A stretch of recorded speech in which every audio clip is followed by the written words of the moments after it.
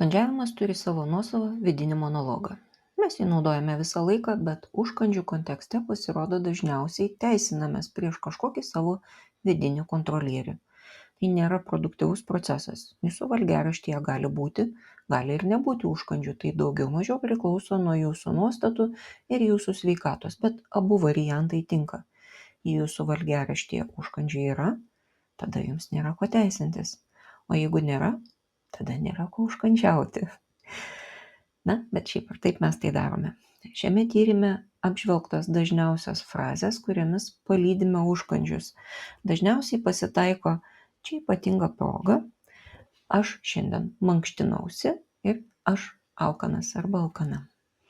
Temos, į kurias frazės buvo sugrupuotos, yra atpildas, kompanija, patogumas, automatizmas ir alkis.